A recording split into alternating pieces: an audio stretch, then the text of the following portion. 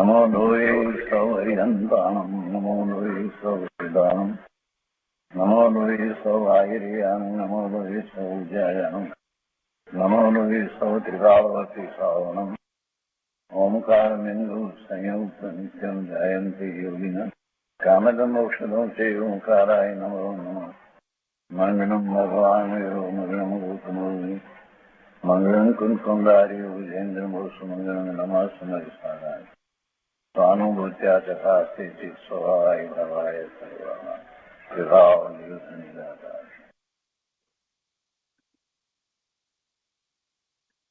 સ્વામી કાર્તિકેય અનુપ્રેક્ષા શુભચંદ્રાચાર્ય ભગવાન રચિત ટીકા સહિત અને પંડિત જયચંદજી છાબડાના ભાવાર્થ અને ટીકા સહિત આપણે સ્વામી કાર્તિકેય અનુપ્રેક્ષાનો સ્વાધ્યાય કરી રહ્યા છીએ અને પૂજ્ય ગુરુદેવ કાંજી સ્વામી એમાંથી આપણને ઘણું અધ્યાત્મ સમજાવી રહ્યા છે.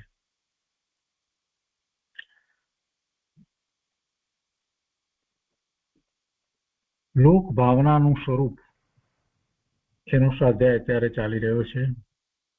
લોક ભાવના વિશે આચાર્ય ભગવાને ઘણી ગાથા લખી છે. લોકનું સ્વરૂપ દર્શાવ્યું, પછી જીવ ચોકાઈના જીવની બધી વાત કરી અને એમાં જ પછી જીવના વિશેષ સ્વરૂપની વાત કરે છે અને ઉદ્ગળનો જીવ સાથેનો સંબંધ આ બધું પણ આચાર્ય ભગવાન સમજાવતા જાય છે. આપણે ગાથા 207 સુધી સ્વાધ્યાય પૂરો કર્યો છે અને તે પછીથી ગાથા 208 અને 209 એ વાંચનમાં લીધી છે અને એની ઉપર પૂજ્ય ગુરુદેવ કાંજી સ્વામીએ જે વિસ્તાર કર્યો છે તે આજે આપણે પહેલા લઈએ છીએ. સહેજ પુનરાવર્તન કરીએ તો 208ની ગાથામાં કહે છે કે પૂતગલ દ્રવ્યને જીવનું ઉપકારીપણું કહે છે અને એમાં એ વાત લીધી કે પૂતગલ દ્રવ્ય જીવને ઘણા પ્રકારનો ઉપકાર કરે છે. દેહ કરે છે, ઇન્દ્રિયો કરે છે, વચન કરે છે તથા શ્વાસ કરે છે. અને પછી 209ની અંદર એમાં જ આગળ વધારે વાત કરી તો એમાં એમ કહ્યું કે ઉપર કયા ઉપરાંત પૂતગલ દ્રવ્ય જીવને અન્ય પણ ઉપકાર કરે છે. જ્યાં સુધી આ જીવને સંસાર છે ત્યાં સુધી ઘણા પરિણામ કરે છે. જીવ આ મહત્વની વાત છે.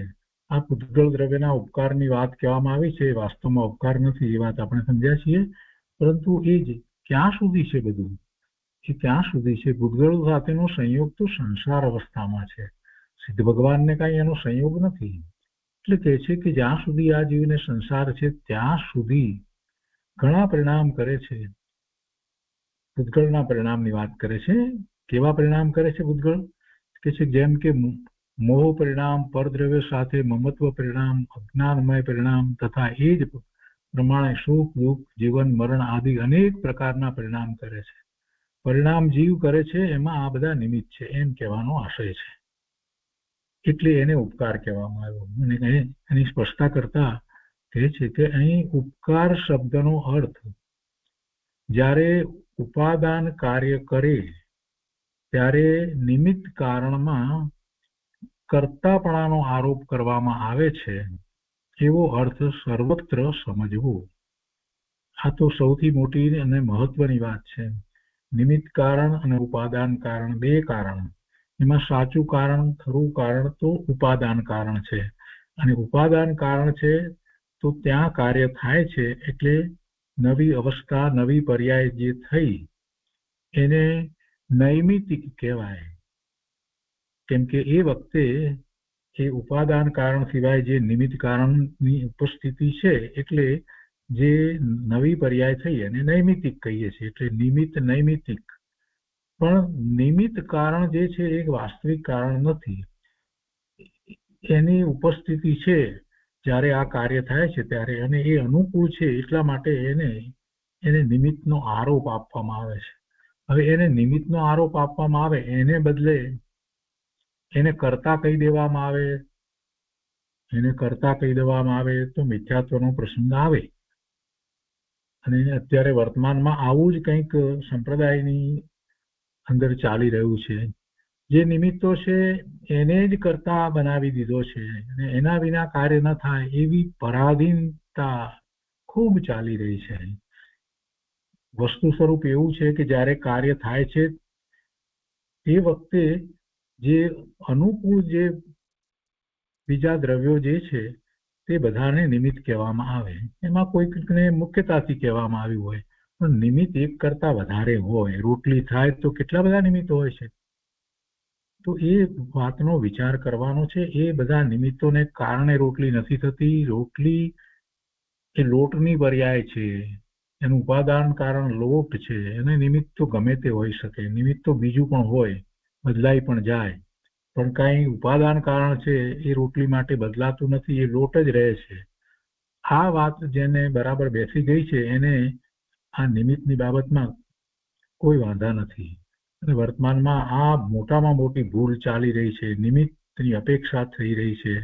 અને એમાંય જ્યારે આવી ગાથા આવે અને એમાં એમ કે પૂતગળ જે છે તે ઉપકાર કરે ત્યારે પાછા એનો ઊંધો અર્થ લોકો પકડે છે. એટલે અહીંયા સ્પષ્ટતા કરી કે ભાઈ ખરેખર વસ્તુ સ્વરૂપ શું છે. ઉપકાર શબ્દનો અર્થ તું સમજ.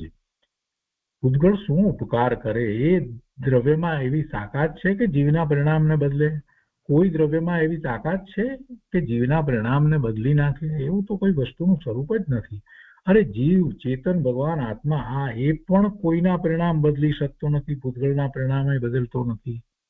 તો એ ઉપકાર શું કરવાનો છે? પરિણામ બદલે છે? એવી કોઈ વાત નથી. એટલે સ્પષ્ટતા કરી કે જ્યારે ઉપાદાન કાર્ય કરે, કાર્ય તો ઉપાદાનને વિષેધ થાય છે, ત્યારે નિમિત્ત કારણ છે એમાં કર્તાપણાનો આરોપ કરવામાં આવે છે. એમ ઉપકાર સમજવાનો છે. વાસ્તવમાં એ કાંઈ ઉપકાર કરતું નથી. એવો અર્થ સર્વત્ર સમજવો એ વાતને અહીંયા સ્પષ્ટ કરી છે. તો આ વાત આપણે ગયા સ્વાધ્યાયમાં લીધી હતી અને હવે આ 208 અને 209 બે ગાથા ઉપર પૂજ્ય ગુરુદેવે જે વિસ્તાર કર્યો છે તે ફરીથી આ વાતને મનમાં રાખી, અત્યારે સ્પષ્ટ રીતે મનમાં રાખી અને હવે સ્વાધ્યાય કરીએ છીએ. કેમ કે આ બહુ મહત્વની વાત છે. ઉપકાર શબ્દ આવ્યો છે ને એટલા માટે ગુરુદેવ સમજાવે છે, બહુ સ્પષ્ટ સમજાવે છે. ગુરુદેવ કહે છે કે ઉપકાર એટલે નિમિત્ત, એમ સમજવું. સીધી સાદી સરળ વાત છે. ઉપકાર એટલે નિમિત્ત એમ સમજવું. દેહ, મન, વાણી વગેરે પૂતગળની રચના છે. જીવને શરીર આદિનો સંયોગ થાય છે. શરીરનો સંયોગ છે અને એ સંયોગ છે તો વિયોગ પણ એનો થાય છે. અને શરીર વિના જીવ રહી શકે છે. સિદ્ધ પર્યાયમાં શરીર વિના જ રહે છે અને અનંતકાળ સુધી સુખમાં રહેવા માટે શરીરનો વિયોગ થવો, હંમેશને માટે વિયોગ થવો, શરીર રહિત થઈ જવું, એ તો મોટી વાત છે, મુખ્ય વાત છે.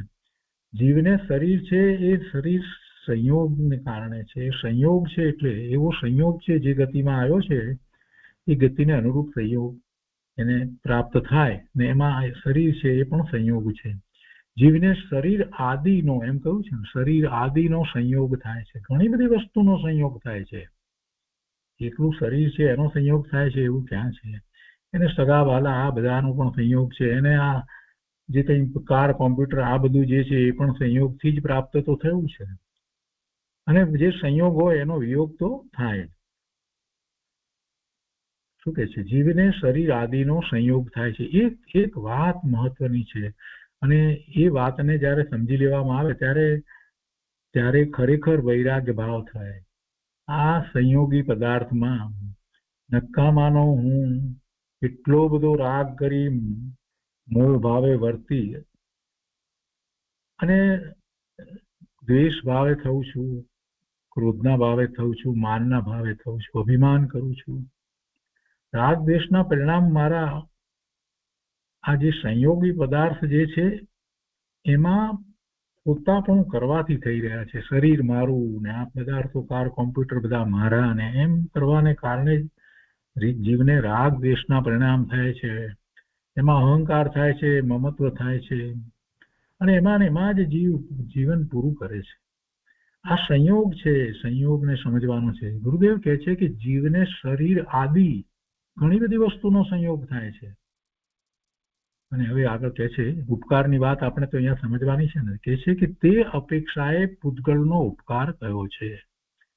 શરીર આદિ જે છે તે પૂતગળના સ્કંદ છે અને એનો સંયોગ છે, તો એ અપેક્ષાએ પૂતગળનો ઉપકાર કયો છે. ઉપકારનો અર્થ કલ્યાણ કરી દે છે એમ નથી. ઉપકારનો અર્થ એ આપણું કલ્યાણ કરી દે છે એવો નથી થતો. તો એ ઘણા મનમાં એમ વાત પડી છે કે શરીર છે તો ધર્મ થાય છે ને, એ સિવાય ક્યાં ધર્મ થાય. અરે ભાઈ, જેને ધર્મ થાય છે એને તો શરીરનું લક્ષ છૂટી જાય છે. ધર્મ શરીરથી નથી થતો. ધર્મ તો આત્માના જ્ઞાન સ્વભાવથી ધર્મ થાય છે. ધર્મની જેને ખબર નથી એ બધા એવી વાત કરે છે શરીર વિના ક્યાં ધર્મ થાય છે. એ જ ઉપકાર કરી રહ્યું છે, એ મોટો ઉપકાર છે. આવી ઉપકારની વાત આવી હોય ત્યારે એ લોકો એમ સમજાવે છે. ગુરુદેવ સ્પષ્ટ કરે છે અહીંયા કે ઉપકારનો અર્થ કલ્યાણ કરી દે છે એમ નથી થતો. નબળી કહે છે કે મરણમાં પણ પૂતગળનો ઉપકાર કહેશે તો શું મારી નાખવામાં પણ ઉપકાર હોય? મરણમાં પણ પૂતગળનો ઉપકાર કહેવાય ને. આમ તો એમાં પણ પૂતગળનો ઉપકાર કહેશે. એક બીજું કંઈક પૂતગળ દ્રવ્ય જે છે તો એનાથી ઘાત થયો, કે તલવારથી કે ગોળીથી કે ગમે ત્યાંથી ઘાત થયો કે રોગથી ઘાત થયો, આ બધું શું છે? પૂતગળનું જ છે ને કાર્ય. તો એ પણ એનો ઉપકાર કહેવાશે ને. મરણમાં પણ પૂતગળનો ઉપકાર કહેશે તો શું મારી નાખવામાં પણ ઉપકાર હોય છે? એવું તો કઈ વસ્તુ સ્વરૂપ નથી. એટલે ઉપકાર શબ્દને સ્પષ્ટ કર્યો છે કે તેમાં પૂતગળનું નિમિત્ત છે એમ સમજવાનું છે. તેમાં પૂતગળનું નિમિત્ત છે અને તે અપેક્ષાએ ઉપકાર કર્યો છે. જીવને સંસારમાં રખડવામાં પણ પૂતગળનો ઉપકાર છે. સંસારમાં રખડવામાં પણ પૂતગળનો ઉપકાર છે. પૂતગળ નિમિત્ત કારણ છે. પૂતગળથી રચાયેલા શરીર, વાણી વગેરેની મમતા કરીને જીવ રખડે છે તો એ પણ ઉપકાર છે ને. એનો ઉપકાર છે કે અપકાર છે? ત્યારે તો આપણે એમ કહીએ કે ના ના, એ તો અપકાર થયો, ઉપકાર ન થયો. એને કારણે રખડે છે તો પછી એ તો ઉપકાર ના કહેવાય, અપકાર થયો. ભાઈ, એ ઉપકાર પણ નથી અને અપકાર પણ નથી, એ નિમિત્ત કારણ છે. આટલી વાતને પકડવાની છે. પૂતગળથી રચાયેલા શરીર, વાણી વગેરેની મમતા કરીને જીવ રખડે છે. તે અપેક્ષાએ પૂતગળ દ્રવ્ય જીવ ઉપર ઉપકાર કયો કહેવાય છે. જીવને ઈચ્છા થાય કે આમ બોલાય, આવી રીતે વાણી નીકળે તો ઠીક, અને એ પૂતગળો એ જ રીતે ભાષા રૂપે પરિણમે તો ત્યાં પૂતગળનો ઉપકાર કયો. એ રીતે એના શ્વાસ ચાલે છે તો પૂતગળનો ઉપકાર કયો. પણ એ ઈચ્છે છે એમ ખરેખર થતું નથી. એ એમ માને છે કે હું ઈચ્છું છું એમ બોલાય છે, હું ઈચ્છું છું એમ શ્વાસોશ્વાસ લેવાય છે, હું ઈચ્છું છું એ પ્રમાણે યોગા થાય છે, એમ બધું એ માને છે. એની એ માન્યતા છે. એમાં બધો પૂતગળનો ઉપકાર નહીં. સંસારી જીવ દ્રવ્ય પ્રાણોથી વ્યવહારે જીવે છે. જ્યારે એમ કહેવામાં આવ્યું 10 પ્રકારના દ્રવ્ય પ્રાણ છે, ભાવ પ્રાણ અને દ્રવ્ય પ્રાણ. તો સંઘની પચેન્દ્રિયને 10 દ્રવ્ય પ્રાણ હોય છે. એમાં શરીર, વાણી અને 5 ઇન્દ્રિયો, એ 7 થયા. 5 ઇન્દ્રિયો છે ને, અને સંઘની છે એટલે મન, એટલે 8. શ્વાસોશ્વાસ અને આયુષ, એમ 10 દ્રવ્ય પ્રાણથી જીવે છે. સંઘની પચેન્દ્રિયને 10 દ્રવ્ય પ્રાણ હોય છે. અસંઘની છે એને મન નથી તો એને 9 છે. અને 4 ઇન્દ્રિય છે તો પછી એને એ પ્રમાણે એક પ્રાણ ઓછો થઈ જાય. 5 ઇન્દ્રિયની જગ્યાએ 4 થાય એટલે 8 થાય. એ પ્રમાણે સમજવાનું. તો અહીંયા કહે છે કે 10 પ્રાણ એ દ્રવ્ય પ્રાણ છે. એ બધું પૂતગળ છે. દ્રવ્ય પ્રાણ એટલે પૂતગળ છે. તો જીવને જીવવામાં પૂતગળનો ઉપકાર થયો અને એમાં આ 10 પ્રાણ છે એ પણ પૂતગળ છે અને એનો ઉપકાર છે. તથા રાગ, દ્વેષ, મોહ વગેરે ભાવોમાં જીવને પૂતગળ દ્રવ્યનું નિમિત્ત પણ છે. રાગ, દ્વેષ, મોહના ભાવો જીવને શા માટે થાય છે? પરનું લક્ષ કરે છે તો. અને પરનું લક્ષ કરે છે તો પર પદાર્થો એને ઇન્દ્રિય જ્ઞાનનો વિષય છે. કેમ કે પરનું લક્ષ કરે છે કઈ રીતે? ઇન્દ્રિયો દ્વારા, મન દ્વારા કરે છે. તો એમાં જે કઈ પદાર્થો એને જણાય છે એ બધામાં તો કોઈ આત્મા તો દેખાતો નથી. જે દેખાય છે એ તો બધા પૂતગળ જ દેખાય છે ને, પૂતગળની રચનાઓ જ દેખાય છે ને. એટલે એનું નિમિત્ત પણ છે, પૂતગળનું નિમિત્ત પણ છે. રાગ દ્વેષ મોહ વગેરે ભાવોમાં જીવને પૂતગળ દ્રવ્યનું નિમિત્તપણું છે. બીજી રીતે નિમિત્તપણું કહીએ તો જે કર્મના ઉદયો આવે છે ને, કર્મના ઉદયો આવે છે અને જીવ ઔદયિક ભાવે થાય છે તો એમ એને રાગ દ્વેષ મોહના પરિણામ થાય છે, એટલે એ રીતે એ પૂતગળ દ્રવ્યનું નિમિત્તપણું છે. અને તે બતાવવા તેનો ઉપકાર એમ કહેવામાં આવ્યું છે. એ ઉપકાર આ બધી દ્રષ્ટિથી બતાવવું એ છે કે પૂતગળ સાથેનો જીવનો આવો સંબંધ છે. મુખ્ય વાત તો આ કરવી છે. અને એ સંસાર પર્યાયમાં છે ત્યાં સુધી છે. અને 209મી ગાથામાં આગળ વધારે સમજાવતા ગુરુદેવ કહે છે કે જો આ ઉપકાર મોહ ભાવ થાય તેમાં પણ પૂતગળનો ઉપકાર છે. ઉપકાર છે કે અપકાર છે? મોહ ભાવ થાય તેમાં પણ પૂતગળનો ઉપકાર. પૂતગળ કર્મ મોહમાં નિમિત્ત છે. મોહનીય કર્મ, દર્શન મોહનીય કર્મ એ મોહ માટે નિમિત્ત કારણ છે. તો દર્શન મોહની કર્મની પ્રકૃતિ એ તો જડ છે ને, પૂતગળનો સ્કંદ છે ને. બધા જ કર્મો, દ્રવ્ય કર્મ જેને કહીએ છીએ જડ છે, એ પૂતગળનો સ્કંદ છે.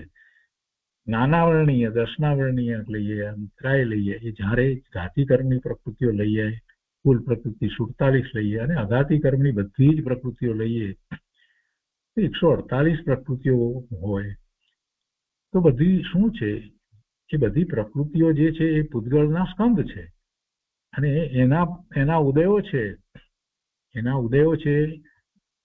એ ઉદય સાથે જોડાઈ અને જીવ સંસારમાં ભ્રમણ કરે છે. આ બધો કોનો ઉપકાર છે? પૂતગળનો જ ઉપકાર છે ને. એ કહે છે કે પૂતગળ કર્મ મોહમાં નિમિત્ત છે. જીવના જે કંઈ ભાવ થઈ રહ્યા છે એમાં આ નિમિત્ત છે. મોહ ભાવ કરીને જીવને સંસારમાં રખડાવવામાં કર્મનો આશ્રય છે. તેથી કર્મે તેના ઉપર ઉપકાર કર્યો. આશ્ચર્ય વિરામ બધી જગ્યાએ મૂક્યા છે. જો અહીંયા એ ઉપકાર કહેવાય. જો આ ઉપકાર, આવા ઉપકાર હોય છે, આ ઉપકાર કહેવાય. એ કલ્યાણ કરે છે. આપણે સામાન્ય અર્થ ઉપકારનો એવો કરીએ છીએ કે જે મારું કલ્યાણ કરે છે, એને મારી ઉપર ઉપકાર કર્યો. તો અહીંયા શું ઉપકાર કર્યો? ગુરુદેવ કહે છે કે જે જીવને સંસારમાં રખડવું છે તેને રખડવામાં પૂતગળ કર્મ નિમિત્ત થાય છે. જેને રખડવું છે એને, ન રખડવું હોય એને કઈ પૂતગળ કર્મ નિમિત્ત નથી થતું. ન રખડવું હોય એને પૂતગળ કર્મ નિમિત્ત નથી થતું. એ કઈ રખડાવતું નથી. કેમ કે એ તો રિઝલ્ટ છે, એ પરિણામ છે. પૂર્વે જેવા ભાવ કર્યા હતા એનું પરિણામ છે. એ ગયા વર્ષનું રિઝલ્ટ છે. ગયા વર્ષનું રિઝલ્ટ છે. આ વર્ષમાં જેવી મહેનત કરશે એ પ્રમાણે આ વિદ્યાર્થી આગળ પાસ થશે. ગયા વર્ષમાં એ 5મા નંબરે આવ્યો કે 6ઠ્ઠા નંબરે આવ્યો, પણ આ વર્ષમાં પાછો 1લા નંબરે આવી શકે છે. એ ઉદાહરણ આપણે ઘણી વાર લીધું છે. એટલે આ જે છે તે બધું તો શું છે? પૂતગળ કર્મ, જે જડ કર્મ છે એનો ઉદય આવે છે અને એને કારણે જીવ સંસારમાં રખડે છે. તો ગુરુદેવ કહે છે કે જેને રખડવું છે એને માટે આ વાત છે. જે જીવને સંસારમાં રખડવું છે તેને રખડવામાં પૂતગળ કર્મ નિમિત્ત થાય છે. માટે પૂતગલે તેના ઉપર ઉપકાર કર્યો. તો અહીંયા પણ આશ્ચર્ય વિરામ મૂકી જાય. ઉપકાર કહેવાય? આ તો બધા વ્યવહારના કથન છે. આ તો બધા વ્યવહારના કથન છે. એક દ્રવ્ય બીજા દ્રવ્ય ઉપર ઉપકાર કરે એવા જેટલા કથન છે તે બધા વ્યવહારના કથન છે. એક દ્રવ્ય કયું અને બીજા દ્રવ્ય ઉપર ઉપકાર કરે તો એમાં દ્રવ્ય તરીકે જીવ દ્રવ્ય પણ આવી જાય. એક જીવ દ્રવ્ય બીજા જીવ દ્રવ્ય ઉપર ઉપકાર કરે એવી વાત આવે, એવું કથન આવે તો પણ સમજવાનું કે વ્યવહાર નયનું કથન છે. જીવ દ્રવ્ય પૂતગળ દ્રવ્ય ઉપર ઉપકાર કરે તો પણ વ્યવહાર નયનું કથન, અને પૂતગળ દ્રવ્ય જીવ દ્રવ્ય પર ઉપકાર કરે તો પણ વ્યવહાર નયનું કથન. જેટલા કથન છે એ બધા વ્યવહાર નયના કથન છે. વ્યવહાર નય એક દ્રવ્યને બીજા દ્રવ્ય સાથે ભેળવીને કથન કરે છે. એ બધું વ્યવહાર છે, એ વ્યવહાર નય છે. પણ તેવા જ શ્રદ્ધાંથી તો મિથ્યાત્વ થાય છે. એ વ્યવહાર નયનું કથન છે એમ જાણવું જોઈએ, પણ એ નિશ્ચય નયનું કથન છે. જો એમ વાતને પકડી લીધી, એવી શ્રદ્ધા કરવામાં આવશે તો મિથ્યાત્વનો પ્રસંગ આવશે. કર્મ જીવને રખડાવે એવું કથન એ પણ વ્યવહારથી છે. વાસ્તવમાં કર્મ જીવને રખડાવતો નથી. વ્યવહારથી ભલે એમ કહેવાય, નિશ્ચયથી તો જીવ પોતે રખડે છે, તો કર્મના ઉદયો એમાં નિમિત્ત છે. ઔદૈહિક ભાવે થવામાં કર્મનો ઉદય નિમિત્ત છે. ઔદૈહિક ભાવ કર્મનો ઉદય કરાવતું નથી. કર્મના ઉદયો સતત થઈ રહ્યા છે. એક સમય માત્ર પણ એવો નથી કે જ્યારે કોઈ કર્મનો ઉદય ન હોય. કેટલા બધી પ્રકારની કર્મની પ્રકૃતિના ઉદયો એક સાથે અત્યારે આપણને વર્તે છે. અઘાતી કર્મની કેટલી બધી પ્રકૃતિનો અને ઘાતી કર્મની પ્રકૃતિઓનો ઉદય અત્યારે વર્તમાનમાં એક સાથે જ્યારે છે, અને આપણે અનેક પ્રકારે આપણે એવા ભાવે થઈએ છીએ જેને ઔદૈહિક ભાવ કહેવામાં આવે. જે ઉદય આવ્યો છે એની સાથે જોડાઈએ અને ઔદૈહિક ભાવે થઈએ છીએ, અને એટલે નવા ભાવ કર્મ થાય છે, અને એટલે જ પછી ભાવના ભ્રમણ થાય છે. અહીંયા કહે છે કે કર્મ જીવને રખડાવે એવું કથન તે પણ વ્યવહારથી છે. કર્મ જીવને રખડાવતું નથી. અહીં તો પૂતગળની ઓળખાણ આપવા માટેનું આ કથન છે. આ ગાથાની અંદર તો પૂતગળની ઓળખાણ આપી છે કે પૂતગળ શું છે, પૂતગળ કેવી રીતે કામ કરે છે, કોની સાથે કેમ છે સંબંધ, આ બધી વાત સમજાવી છે પૂતગળની. એટલે એ વાતને લેવામાં આવી છે. પૂતગળની ઓળખાણ કરાવી છે. પૂતગળની ઓળખાણ આપવા માટેનું આ કથન છે. જીવના એક રૂપ સ્વભાવ પરિણામ ન રહે અને રાગ દ્વેષ મોહ વગેરે વિશેષ પરિણામો થાય, તેમાં પૂતગલ કર્મ નિમિત્ત છે. તેથી તે નિમિત્તપણું ઓળખાવવા અહીં એમ કહ્યું કે જીવના રાગ દ્વેષ મોહ વગેરે અનેક પ્રકારના પરિણામોને પૂતગલ કરે છે, એવો તેનો ઉપકાર છે. ઉપકાર એટલે જીવને વિકાર થવામાં નિમિત્ત. અહીંયા તો એમ થયું, જીવને વિકાર થવામાં નિમિત્ત. જીવને સુખ દુઃખની કલ્પના થાય તેમાં પૂતગલનો ઉપકાર છે. જીવન મરણ હર્ષ શોક એ બધા ભાવોમાં પૂતગલ નિમિત્ત છે. આયુષ્ય હોય ત્યાં સુધી જીવન રહે, અને આયુષ્ય ખૂટતા મરણ થાય. એ રીતે જીવન મરણ વગેરેમાં પૂતગલ કર્મ નિમિત્ત છે. આયુષ્ય કર્મ છે ને, આયુ કર્મને કારણે જીવન છે ને. જેટલું આયુ છે એટલો સમય જ આ શરીર સાથે જીવને રહેવાનું થાય છે ને. પછી એ શરીરને છોડી દે છે ને, તો નિમિત્ત શું છે? આયુ કર્મ છે. એટલે કહે છે કે આયુષ્ય ખૂટતા મરણ થાય, તો એ રીતે જીવન મરણ વગેરેમાં પૂતગલ કર્મ નિમિત્ત છે. જીવનો આખો સંસાર પૂતગલના નિમિત્તથી છે. જીવનો આખો સંસાર અનંત કાળથી જીવને સંસાર પર્યાય જે રહી છે, તો એમાં એ પૂતગલના નિમિત્તથી જ બધું થઈ રહ્યું છે. સંસારી જીવને ઘણા પ્રકારના પરિણામ છે, તેમાં પૂતગલ દ્રવ્ય નિમિત્ત છે. એ પ્રમાણે બધાય વિકારી પરિણામોમાં પૂતગલ દ્રવ્ય નિમિત્ત થાય છે, એવી તેની શક્તિ છે.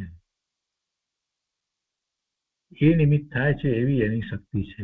એમ શા માટે કહ્યું? કેમ કે આ બધા પરિણામો, જે વિકારી પરિણામો જે થાય છે, એ બધાની અંદર કઈ બીજા દ્રવ્ય નિમિત્ત થતા નથી. એ અપેક્ષાથી આખી વાત લીધી છે. વળી એક જીવ પણ બીજા જીવને ઉપકાર કરે છે, એટલે કે નિમિત્ત થાય છે, એ વાત હવે બતાવે છે. તો ગાથા 210 આપણે લઈએ.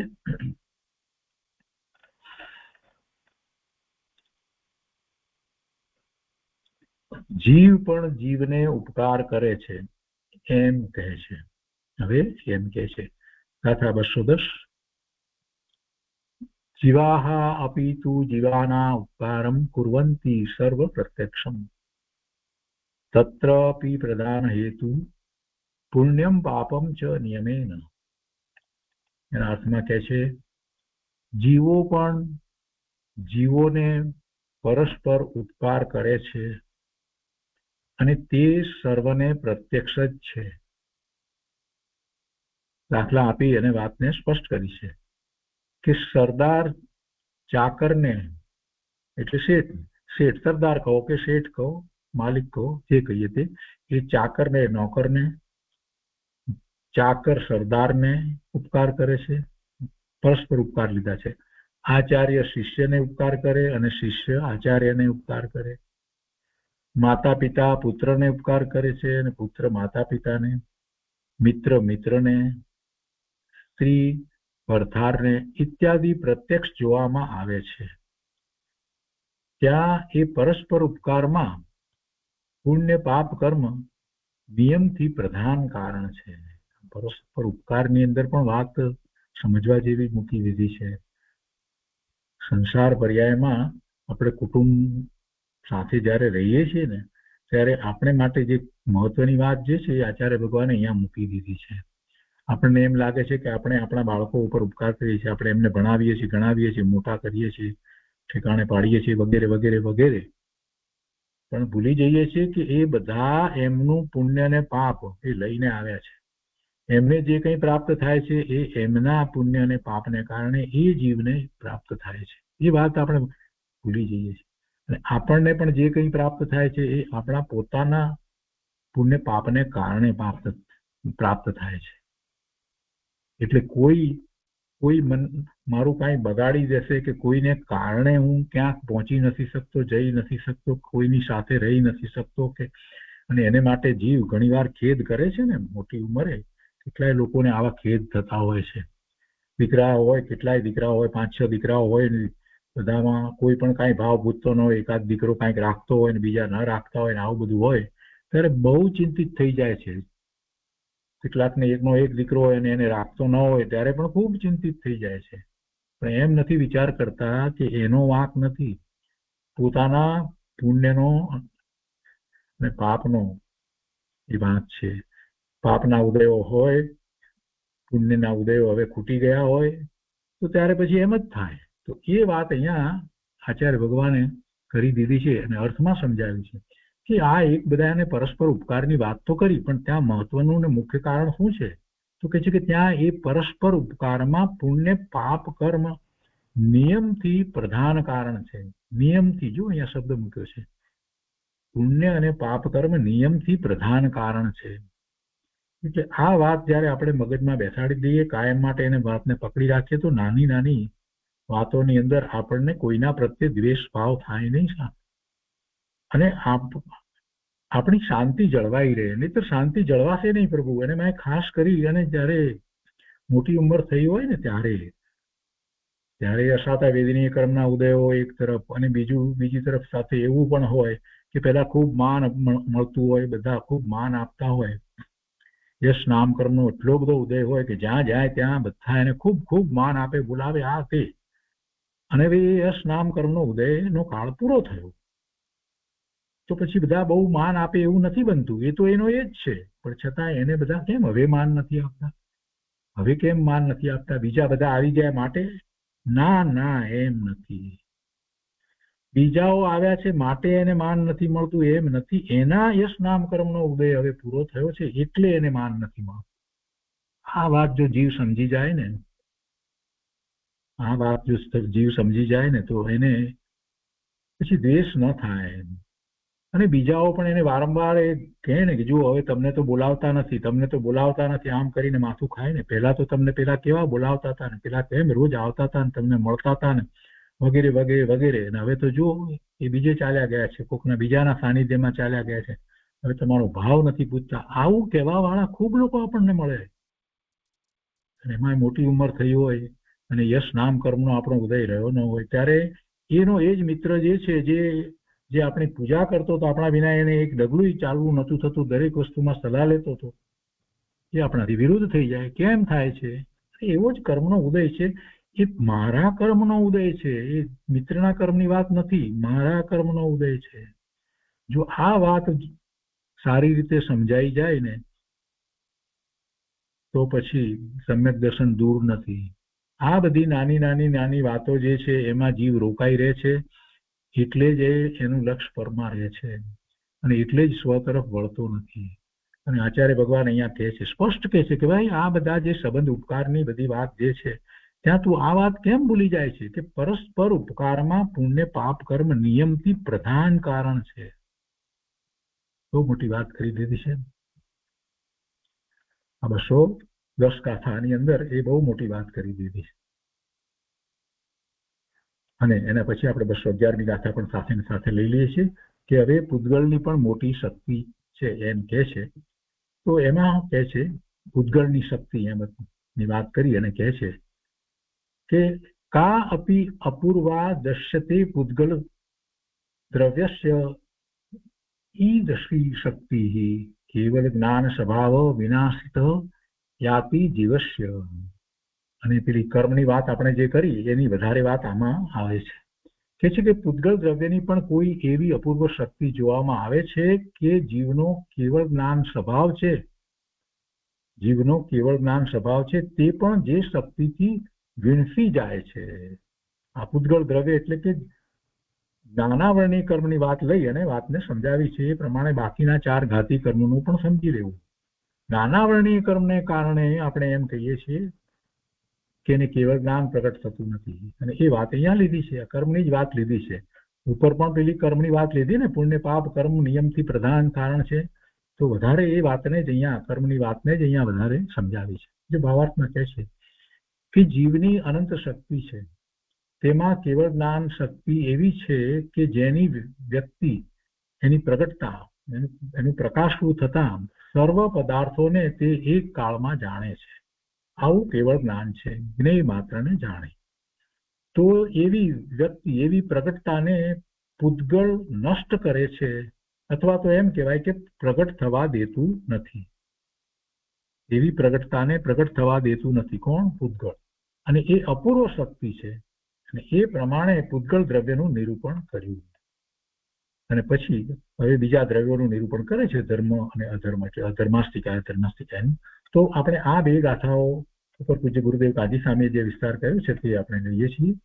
ગાથા 209, 210, 211 એની ઉપર ગુરુદેવ અહીંયા કહે છે 210મી ગાથાના વિસ્તારમાં આગળ કહે છે કે ગુરુ શિષ્ય ઉપર ઉપકાર કરે એટલે કે શિષ્યને સમજવામાં ગુરુ નિમિત્ત છે. ગુરુના નિમિત્તે શિષ્ય સમજે છે એમ જગતમાં પ્રત્યક્ષ જણાય છે. એક જીવે બીજા જીવને બચાવ્યો. અહીંયા એક જીવ બીજા જીવ ઉપર ઉપકાર કરે એ એની ગાથા છે, એની વાત કરી છે. ગુરુદેવ કહે છે કે એક જીવે બીજા જીવને બચાવ્યો, એક જીવે બીજા જીવને માર્યો. એ બધા કથન છે તે નિમિત્તપણું બતાવવા માટે છે. નિમિત્ત છે એટલું સિદ્ધ કરવું છે. નિમિત્તે ઉપકાર કર્યો એમ ક્યારે કહેવાયું? કે નૈમિતિક પર્યાય થઈ, નવી જે પર્યાય થઈ, નૈમિતિક પર્યાય થઈ ત્યારે નિમિત્તની વાત કરવામાં આવી ને નિમિત્તે ઉપકાર કર્યો એમ કહેવાય. એટલે નૈમિતિક કાર્ય વખતે બીજું નિમિત્ત હોય છે, બીજું દ્રવ્ય હોય એને નિમિત્ત આપણે કહીએ છીએ એમ સમજવું. પણ એક તત્વનો બીજા તત્વમાં અભાવ છે એ વાત ભૂલવાની નહીં. એક દ્રવ્યનો બીજા દ્રવ્યમાં અભાવ છે એ વાત આપણે હંમેશા યાદ રાખવાની છે. ગુરુદેવ કહે છે કે એક તત્વનો બીજા તત્વમાં અભાવ છે, તે કાંઈ કરે નહીં. બીજું તત્વ પહેલા તત્વમાં કાંઈ કરે નહીં, પહેલું તત્વ બીજા તત્વમાં કાંઈ કરે નહીં, એક દ્રવ્ય બીજા દ્રવ્યમાં કાંઈ કરે નહીં. શિષ્યને સમ્યક જ્ઞાન અને વિતરાગતા થઈ એ શિષ્યની પર્યાય છે. તે તેના સ્વકાળની પર્યાયથી થઈ છે. ત્યારે આચાર્ય ભગવાનને નિમિત્ત કહેવાય છે.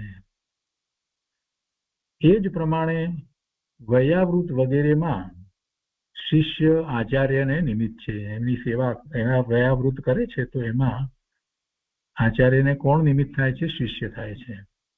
ત્યારે આચાર્યને નિમિત્ત અહીંયા કહે છે. એ જ પ્રમાણે વૈયાવૃત વગેરેમાં શિષ્ય આચાર્યને નિમિત્ત છે, શિષ્ય નિમિત્ત છે. પહેલા શિષ્યને જ્ઞાન થયું ત્યારે આચાર્ય નિમિત્ત હતા, અને અહીંયા વૈયાવૃતની અંદર શિષ્ય નિમિત્ત છે.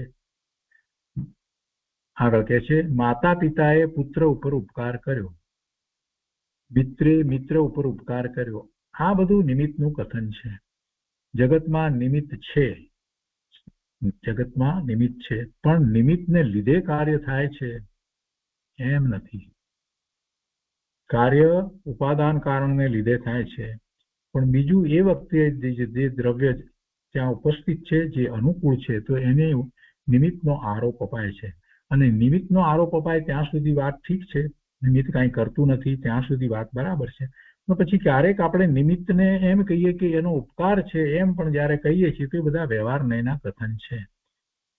જગતમાં એક જીવ બીજા જીવને સુખ દુઃખ વગેરેમાં નિમિત્ત થાય છે, પણ ક્યારે સુખ દુઃખ વગેરેમાં એ નિમિત્ત થાય છે. એક જીવ બીજા જીવને સુખ દુઃખ વગેરેમાં નિમિત્ત થાય છે, પણ એવું ક્યારે થાય છે? તો કે છે કે સામા જીવને તેનો પુણ્ય પાપની યોગ્યતાથી તેવો સંયોગ થાય છે ત્યારે બીજા જીવને તેમાં નિમિત્ત કરવું. એટલે પેલું મુખ્ય પુણ્ય પાપની વાત કરીને એ વાત ગુરુદેવ અત્યારે સમજાવે છે. આપણે આપણા દીકરાને સુખી કરીએ તો આપણે સુખમાં નિમિત્ત થયા, પણ એ પણ ક્યારે કે પેલાને સુખની પ્રાપ્તિ, એટલે આ બાહ્ય સુખની વાત છે, તેવી સુખની પ્રાપ્તિ અથવા અનુકૂળતાની પ્રાપ્તિ થવાના એના એવા કર્મના પર ઉદય હોય, પુણ્યના એવા ઉદય હોય ત્યારે.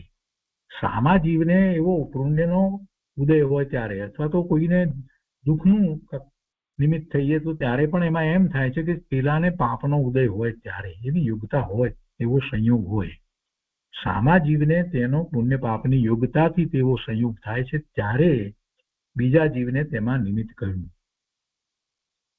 સુખ દુઃખ વગેરેમાં પુણ્ય પાપ કર્મ તે પ્રધાન નિમિત્ત કારણ છે. એ પ્રધાન નિમિત્ત કારણ છે. આ જે ગાથામાં વાત કરવામાં આવી ને એ વાતને આપણે હંમેશા યાદ રાખવાની છે. નકામાના કોઈની ઉપર દોષારોપણ કરીએ છીએ એ ઠીક નથી થતું. કોઈને કારણે આમ ને કોઈને કારણે એમ ને, અથવા તો આપણે એમાંય માયાચાર કરીએ, કોકને કહીએ તું આમ ન કરતો ને પેલાને ન કહેતો ને વગેરે વગેરે. બધું શું ચાલી રહ્યું છે આ બધું? અહીંયા તો કહે છે, સ્પષ્ટ કહે છે કે આ બધા નિમિત્ત છે ને એમાંય પુણ્ય પાપ પોતાના એના ઉદયો જે છે એ પ્રધાન નિમિત્ત કારણ છે. તો પછી કોઈનું આપણે શું બગાડીએ ને કોઈનું આપણે શું સુધારીએ, કોઈ મારું શું બગાડે અને કોઈ મારું શું સુધારે, વસ્તુનું સ્વરૂપ જ એવું નથી. મારું અસ્તિત્વ મારા કારણે છે. આ શરીર સાથે મારે જેટલો સમય રહેવાનું છે એટલો સમય જ રહેવાનું છે. એમાં કોઈ કોઈનું કાંઈ કરી શકતું નથી. ક્યાં રહેવું, ક્ષેત્રાંતર કેવા થવા, ક્યાં જવું આવવું, આ બધું પોતપોતાના પુણ્ય અને પાપના ઉદય પ્રમાણે થયા કરે છે. તો થયા કરે છે. ગુરુદેવ કહે છે કે પુણ્ય પાપ કર્મ તે પ્રધાન નિમિત્ત કારણ છે, અને ત્યાં જ માતા પિતા શત્રુ મિત્ર વગેરે જીવોને ઉપકારનું નિમિત્ત થાય છે. સામા જીવના પુણ્ય પાપના ઉદય વિના કોઈ જીવ બીજાને નિમિત્ત થઈ શકે નહીં. પેલાનું પુણ્ય હોવું જોઈએ ને, એનું પણ પુણ્ય હોવું જોઈએ ને. એમ આપણે કેટલીક વાર તો કહીએ છીએ કે ભાઈ આપણે આપવાનો વિકલ્પ આવ્યો પણ પેલો આવ્યો જ નહીં તો શું થાય? પણ એનું પુણ્ય ના હોય તો ના આવે. તમે આપવા માંગો તો એવું તો આપણે જોઈએ છીએ. સામા જીવને આહાર આદિ મળવાના પુણ્યનો યોગ ન હોય તો કોઈ બીજો જીવ તેને આહાર આદિ દેવામાં નિમિત્ત પણ થઈ શકે નહીં. આપણે ઈચ્છ્યું હોય કે આ બધાને આપણે આહાર આપીએ, પણ એ બધા એ વખતે ત્યાં આવે જ નહીં, એમને એવો યોગ બને જ નહીં, કેમ કે એમને પુણ્યનો યોગ ન હતો એટલે ના આવ્યા. આપણે તો ખાવાનું લઈને ગયા હતા. બને છે ને આવું, તો ઘણી વાર બને છે. માટે પૂતગળ કર્મ તે પ્રધાન કારણ છે. એ પુણ્ય પાપના કર્મ જે કયા ને એ નિમિત્ત તરીકે પ્રધાન કારણ છે, પ્રધાન નિમિત્ત કારણ છે. પૂતગળ કર્મ છે, કેમ કે કર્મ તો પૂતગળ છે ને. અહીં નિમિત્ત તરીકે પ્રધાન કારણ કોણ છે તે ઓળખાવ્યું છે. પણ એ પણ નિમિત્ત, પણ નિમિત્તની પ્રધાનતાથી જીવનું કાર્ય થયું એમ નથી. પણ જીવની પ્રધાનતાથી જીવનું કાર્ય થયું એમ નથી. કાર્ય તો સ્વતંત્ર ઉપાદાનની પ્રધાનતાથી જ થાય છે. આ વાત તો રહે જ છે. પુણ્ય પાપની વાત કરી છતાં પણ એ પણ પ્રધાન નિમિત્ત છે એમ કહ્યું છે. નિમિત્ત અને એ પ્રધાન નિમિત્ત કહ્યું છે. પણ છતાંય ઉપાદાન કારણ છે એ નિશ્ચયથી કારણ છે.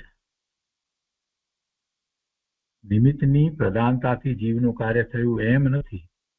કાર્ય તો સ્વતંત્ર ઉપાદાનની પ્રધાનતાથી જ થાય છે, પણ તેના અનેક નિમિત્તોમાં પ્રધાન નિમિત્ત કોણ છે તે અહીં ઓળખાયું છે.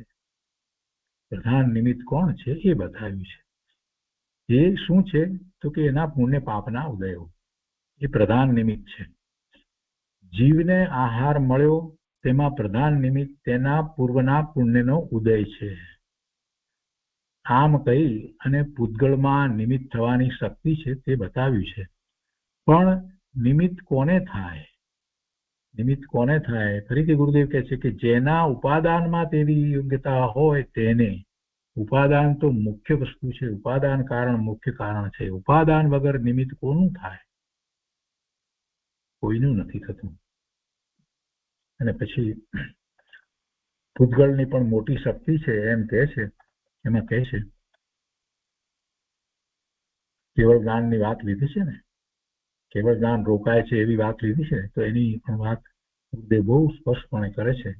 ગુરુદેવ કહે છે કે અહીં જીવનો ઉત્કૃષ્ટ સ્વભાવ કેવળ જ્ઞાન છે, અને એને રોકવામાં આપણે એમ કહીએ છીએ કે જ્ઞાનાવરણીય કર્મ જે છે એ નિમિત્ત છે. ગુરુદેવ કહે છે કે તે જ્યારે પોતાની લાયકાતથી અવરાય છે, તે એટલે આ કેવળ જ્ઞાન અવરાય છે, એની ઉપર આવરણ આવે છે, એ પ્રગટ નથી થતું એટલે અવરાય છે. પણ એ અવરાય છે તો શું છે? તો કે છે કે તે જ્યારે પોતાની લાયકાતથી અવરાય છે ત્યારે તે કેવળ જ્ઞાનના આવરણમાં નિમિત્ત થાય છે. એવી ઉત્કૃષ્ટ શક્તિ પૂતગળ દ્રવ્યમાં છે, એટલે કે એ જ્ઞાનાવરણી કર્મમાં કહેવામાં આવી. પૂતગળ દ્રવ્યે જીવની કેવળ જ્ઞાન શક્તિનો ઘાત કર્યો એમ વ્યવહારનું કથન છે. પૂતગળ દ્રવ્ય એટલે જ્ઞાનાવરણીય કર્મે જીવની કેવળ જ્ઞાન શક્તિનો ઘાત કર્યો એમ વ્યવહાર નહીંનું કથન છે. પણ ખરેખર તેમ નથી, નિશ્ચયથી એમ નથી. જીવના પોતાના અપરાધથી પોતાનું કેવળ જ્ઞાન અટક્યું છે. પોતાનું કેવળ જ્ઞાન પ્રગટ નથી થતું, એ જીવનો પોતાનો અપરાધ છે. હું કેવળ જ્ઞાન સ્વભાવી સર્વજ્ઞ સ્વભાવી છું, પણ મારું કેવળ જ્ઞાન પ્રગટ નથી થતું, એમાં મારો અપરાધ છે, મારો દોષ છે. અને એમાં જે જ્ઞાનાવરણીય કર્મ જે છે એ નિમિત્ત છે.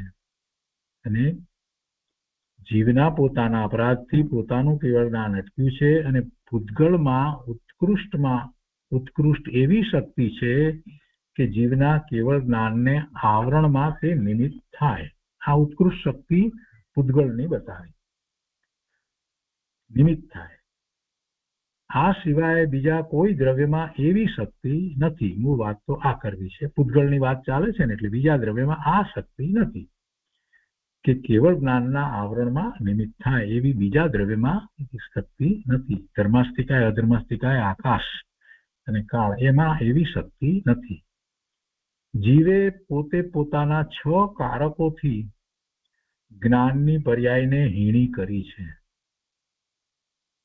જીવે પોતે પોતાના 6 કારકોથી જ્ઞાનની પર્યાયને હીણી કરી છે. તેથી કેવળ જ્ઞાન અવરાયું છે, અને આ યથાર્થ વસ્તુ સ્થિતિ છે. અને તે વખતે સામે પૂતગળમાં કેવળ જ્ઞાનને આવરવામાં નિમિત્ત થાય એવું ઉત્કૃષ્ટ પરિણમન છે. એટલે કે જ્ઞાનાવરણી કર્મનું એવું ઉત્કૃષ્ટ પરિણમન છે. તે તેનું સ્વતંત્ર પરિણમન છે. ત્યાં તે કેવળ જ્ઞાનાવરણીય કર્મે જીવના કેવળ જ્ઞાનનો ઘાત કર્યો એમ કહેવું તે નિમિત્તનું જ્ઞાન કરાવવા માટે વ્યવહાર કથન છે. જીવનું ઉત્કૃષ્ટ પરિણમન થતાં કેવળ જ્ઞાન થાય એવી જીવની ઉત્તમ શક્તિ છે. જીવનું ઉત્કૃષ્ટ પરિણમન થતાં કેવળ જ્ઞાન થાય એવી જીવની ઉત્તમ શક્તિ છે. અને કેવળ જ્ઞાન ન થવામાં નિમિત્ત થાય એવી ઉત્કૃષ્ટ શક્તિ પૂતગળની છે. આમ કહીને જીવ અને પૂતગળ બંનેના સ્વભાવનું જ્ઞાન કરાવ્યું છે. કેટલી સરસ રીતે વાત ગુરુદેવે મૂકી છે, બહુ સરસ રીતે સમજાવ્યું છે. આગળ કહે છે બીજા દિવસના પ્રવચનમાં કે લોકમાં રહેલા 6 દ્રવ્યોનું વર્ણન કરે છે. તેમાં જીવનું વર્ણન કર્યું. હવે પૂતગળનું વર્ણન કરતા એ પૂતગળની શક્તિ બતાવે છે. જીવના કેવળ જ્ઞાનને ઘાતવામાં નિમિત્ત થાય એવી તેની શક્તિ છે, પણ કર્મ જીવના ગુણને ઘાતે છે એવો એનો અર્થ નથી. નિમિત્ત થાય છે છતાં પણ જીવના ગુણ, જ્ઞાન ગુણને એ કઈ ઘાતે છે એવો અર્થ નથી. આત્માના એક પણ ગુણને કોઈ ઘાતી શકે નહીં. કોઈ જીવ પણ ઘાતી શકે નહીં ને કોઈ પૂતગળ પણ ઘાતી શકે નહીં. કોઈથી આત્માના ગુણનો ઘાત થતો નથી. અંદરમાં અનંત ગુણ એવા ને એવા છે, અસંખ્ય પ્રદેશ પણ એવા ને એવા છે. એ આખી જીવની સત્તા છે, એની અંદર કોઈનો પ્રવેશ થઈ શકતો નથી. એટલે એને કોઈ નુકસાન કરે એવી તો કોઈ વાત જ નથી. કોઈ કર્મ જીવના ગુણનો ઘાત કરતું નથી. અને એ ગુણનું અંદરમાં જે ચાલી રહેલું ભવન, એને કોઈ એક સમય માટે પણ અટકાવી શકતું નથી. એક સમય માટે પણ કોઈ ગુણનું અંદરમાં ચાલી રહેલું ભવન એને કોઈ અટકાવી શકવા માટે સમર્થ નથી. જેને આપણે કારણ શુદ્ધ પર્યાય કહીએ છીએ. અનંત ગુણનું ભવન અંદરમાં જે ચાલી રહ્યું છે, જેને આપણે પર્યાય તરીકે એ ભવન છે, પરિણમન છે, એટલે પર્યાય શબ્દ ઓળખીએ છીએ, પણ વાસ્તવમાં એ તો દ્રવ્ય છે ને દ્રવ્યની અંદર એ અનંત ગુણનું ભવન ચાલી રહ્યું છે. અને એ ગુણ અનંત ગુણમાંથી એક પણ ગુણનું કોઈ પણ પ્રકારે જે ભવન ચાલી રહ્યું છે એમાં વધઘટ થતી નથી. એ રોકાતું નથી એક સમય માત્ર માટે પણ. એવું પોતાનું સ્વરૂપ છે. આ નિર્ણય કરવાનો છે. અહીંયા કહે છે ગુરુદેવ કે કર્મ જીવના ગુણને ઘાતે છે એવો તેનો અર્થ નથી. કેવળ જ્ઞાન પ્રગટ થાય તો એ પ્રગટ ન થવામાં જ્યારે એમ કહ્યું કે જે નિમિત્ત કારણ છે એ પૂતગળ છે, એમ કહીને સમજાવવું એ છે કે પૂતગળની એવી શક્તિ છે, બીજા 4 દ્રવ્યોમાં એવી નિમિત્ત થવાની શક્તિ નથી. બસ આટલી વાત છે. પણ એનો અર્થ એમ નથી થતો કે કર્મ છે એ જીવના ગુણને ઘાતે છે. ઘાતી કર્મ કયા એટલે ગુણને ઘાતે છે એવો અર્થ નથી થતો. એવો અર્થ નથી. જીવના પોતાના અપરાધથી જ્ઞાનનો ઘાત થાય છે ત્યારે તેમાં નિમિત્ત થવાની તાકાત પૂતગળમાં છે. જીવના પોતાના અપરાધથી જ્ઞાનની પ્રગટતા થતી નથી તો એ વખતે નિમિત્ત થવાની યોગ્યતા બીજા દ્રવ્યોમાં નથી, પૂતગળ દ્રવ્યમાં છે. આટલી વાત સમજાવવી છે. અને એ પૂતગળની શક્તિ બતાવી. એક જીવ બીજા જીવને ઉપકાર કરે છે તેમાં પૂર્વના પુણ્ય નિમિત્ત છે. મુખ્ય નિમિત્ત તરીકે જીવના પુણ્ય અથવા પાપ ઉપકાર કરે છે તો તેમાં પૂર્વના પુણ્ય નિમિત્ત છે. અને બહારના અનુકૂળ સાધન પુણ્ય વિના મળે નહીં. પુત્રની સેવા માતા પિતા કરે છે તો તેમાં માતા પિતાએ ઉપકાર કર્યો એમ કહેવાય, પણ ત્યાં પ્રધાન નિમિત્ત તો પુત્રના પુણ્ય છે. પુત્રનું એવું પુણ્ય છે એટલે એને એવા માતા પિતા મળ્યા અને એનું બધું કાર્ય થઈ રહ્યું છે. એ જ પ્રમાણે ગુરુ શિષ્યમાં, સરદાર ચાકરમાં પણ પૂર્વના પુણ્ય તે મુખ્ય નિમિત્ત છે. અહીં પુણ્યને મુખ્ય નિમિત્ત કહ્યું તે બહારના બીજા જીવોની અપેક્ષાએ તેની પ્રધાનતા બતાવવામાં કહ્યું છે. પણ ઉપાદાન કરતા તેની પ્રધાનતા છે એમ નથી કહેવું. એમાં પણ પાછું ઉપાદાન જે છે એ જ મુખ્ય છે. ઉપાદાન કારણ તો એ જીવનું પોતાનું છે. કાર્ય તો ઉપાદાનથી જ થાય છે. એટલે ઉપાદાન તે જ પ્રધાન હેતુ છે, એ જ પ્રધાન કારણ છે. પણ તે વખતે નિમિત્તમાં પ્રધાન નિમિત્ત શું છે તે બતાવવા માટે પૂર્વકર્મ ને પ્રધાન નિમિત્ત કહેવામાં આવ્યું. પૂર્વકર્મનો ઉદય છે એને પ્રધાન નિમિત્ત કહેવામાં આવ્યું છે એમ સમજવું. ને એ તો જીવની વાત કરી. અને પછી જ્યારે હવે પૂતગળની શક્તિની વાત કરે છે તો એમાં એમ કહે છે કે પૂતગળમાં પણ એવી શક્તિ છે કે જીવ પોતાનું કેવળ જ્ઞાન પ્રગટ નથી કરતો નથી કરી શકતો ત્યારે તેને કેવળ જ્ઞાન પ્રગટ ન થવામાં એ પૂતગળ જે છે તે નિમિત્ત થાય છે. નિમિત્ત તરીકે પૂતગળનું ઉત્કૃષ્ટ પરિણમન કેવું છે તે અહીં બતાવવું છે.